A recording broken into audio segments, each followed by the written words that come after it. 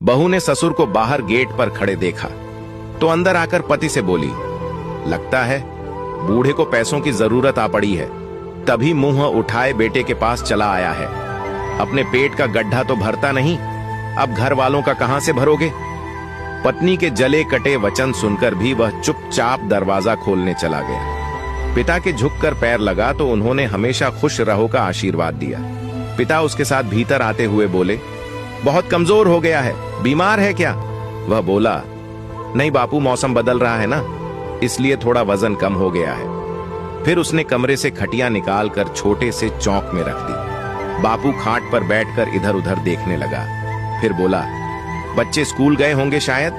वह बोला, नहीं बापू, आज छुट्टी है, बाहर खेल रहे हैं। किवाड़ की ओट में खड़ी बीवी का दिल किया बोलकर बता दे कि कोई छुट्टी वृट्टी नहीं है। फीस न भर पाने के कारण स्कूल वालों ने उन्हें स्कूल से निकाल दिया है। मगर बड़ी मुश्किल से उसने खुद को चुप रखा।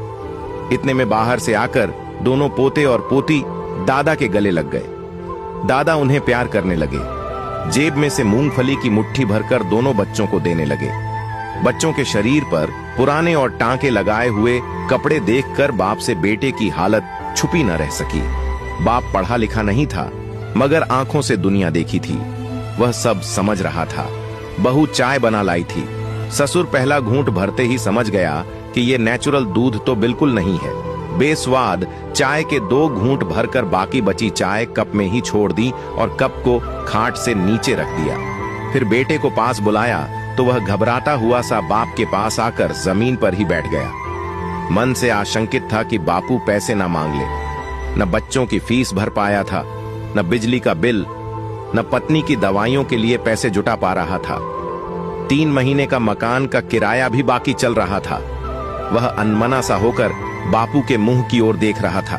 उधर पत्नी सारे काम छोड़कर किवाड़ की ओट कान लगाकर खड़ी थी कि बुढ़ू कितने रुपयों की मांग करता है। अगर पति से ठीक से जवाब न दिया गया तो वह खुद जवाब देगी। कुछ देर सोचकर बापू बोला, इस बखत काम का बहुत लोड है, मजदूर भी महंगे हो गए हैं, इसलिए टाइम नहीं है। रुकने के लिए आज ही 4 बजे की ट्रेन से वापस जाऊंगा। 4 महीने से तुम्हारा कोई समाचार नहीं आया। तुम्हारी मां को बहुत फिक्र हो रही थी, इसलिए उसने मुझे जबरदस्ती यहां भेजा है। मैं तुम्हारा बाप हूं, मुझे मालूम है जब तुम परेशान होते हो तभी ऐसा करते हो।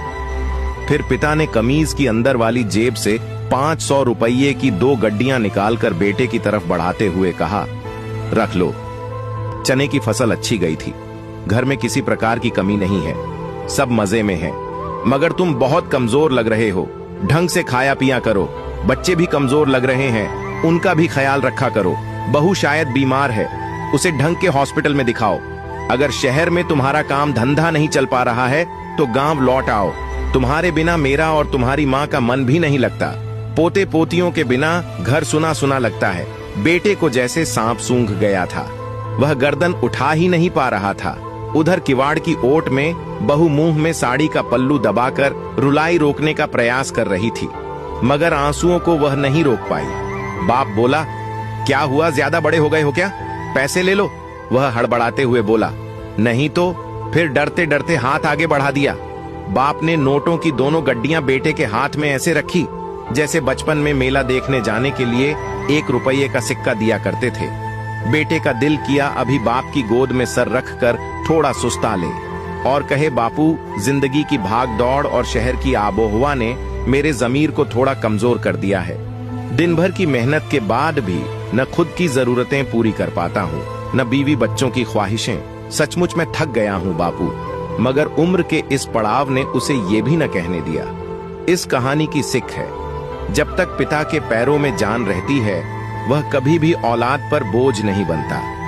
एक पिता कई शादीशुदा बेटों के परिवार को एक साथ पाल सकता है, मगर कई बेटे मिलकर भी एक पिता को नहीं पाल सकते। कड़वा है पर सत्य है। अगर कहानी ने जरा भी आपके दिल को छुआ है तो एक शेयर जरूर कीजिए।